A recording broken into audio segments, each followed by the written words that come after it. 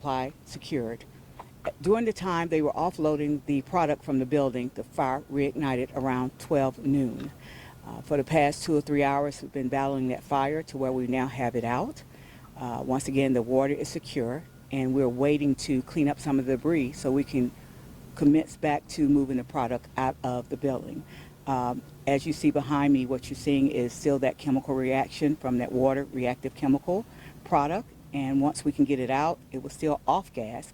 But once again, the fire is out, and that is the status of where we are right now. Is this dangerous to lung health? Or is that an issue for people? Well, we have the EPA and EPD, Environmental Protection Agency and Department, are on scene. They're actually over on the location, and they're making assessments as to that. What's the chemical then? I do not have that information. Once again, once they make all those determinations, they will provide that information. Okay. Should people be evacuating or sheltering in place? So I will refer to Sharon Webb. She's the Director of Emergency Management Agency, to answer that question. All right. Anything else? Do you know about how long people can expect to still see this plume of smoke?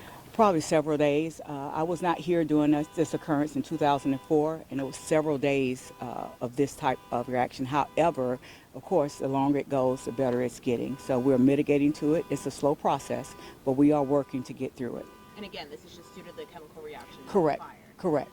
Correct. What you're seeing. When was the fire? What time around was the fire? So the initial call came in around 5:30 a.m. With a fire that, of course, activated the sprinkler systems, which reacted with the chemical itself. And so it's just been an ongoing. We've been fighting the fire with water, but the water is also aggravating the chemical, so it's a twofold. But we were able to get the fire under control, and that's where we are right now. And about what time was the fire under control this afternoon? I would say around 3:30, 4 o'clock. Okay. Mm-hmm. Okay. The fire was first.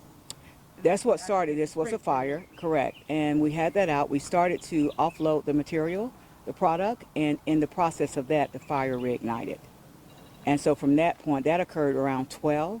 So around 3:30, 4 o'clock is when we got that under control. And now, once again, we're just trying to mitigate through the debris so we can offload the product. Do you know exactly what caused the fire to reignite? We do not. I mean, a lot of people are just looking at that and it looks scary. And is there anything you want to say about people who are concerned about their health?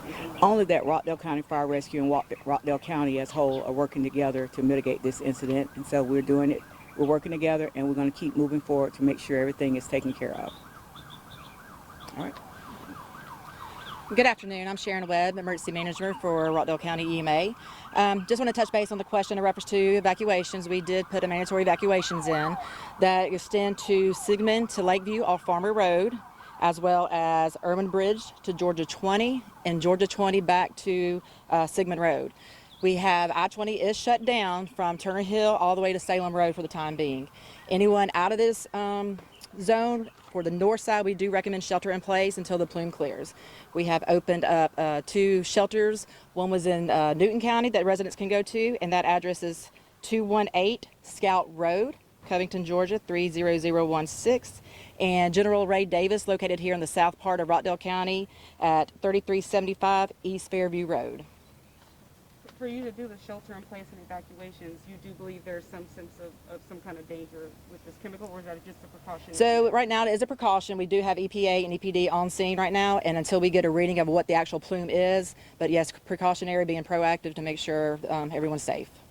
Do you know about how long these evacuation shelter in place and I-20 being shut down? Do you know how long an estimate how long that's going to be in place? Not at this time. It really depends on where the plume shifts to and what we get calculated back from their reading. Any idea if this could affect school or work tomorrow? As of right now, I really can't say that, but really depends on the weather, and when we get that report back from EPD, we'll be able to actually verify that. Could you say how much damage I think was done to the building as far as like from this fire? Like Chief McDaniel. So yes, the building itself, the roofs collapsed in totally, as well as several of the walls, which is why we are trying to assemble all that together and move it away to clear out so we can have a better path to offload that product. Have you been able to contact the owners of the building and communicate with them about this? Well, the plant manager was and probably still is on site. I took a tour over there earlier today, and the plant manager was on site, as well as a few of the employees, along with the staff. So yes, so they've been in contact. I have not, but someone's been in contact with them.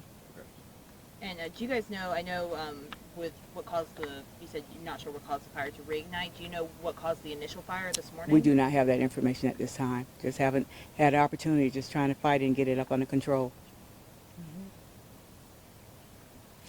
Can you rule out that it was started possibly by the aftermath of the storm? No, once again, we don't have that information. I did want to make note in reference to Piedmont Rockdale.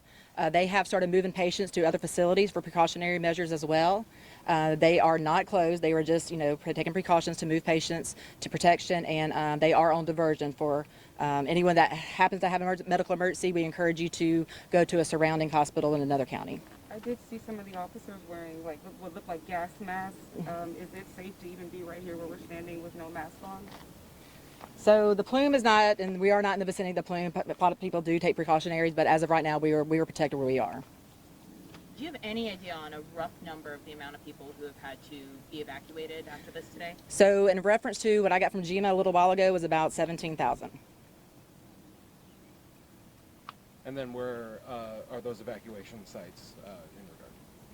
To what we are evacuated? Yeah, or where can people, in case if they still need to be evacuated out? To the General Ray Davis facility and the Burt Jones Boy Scout Club in Newton County. Okay. Okay, so there's basically a shelter-in-place section and there's an evacuation. Correct, evacuation yes. section too. Okay. All right, thank you.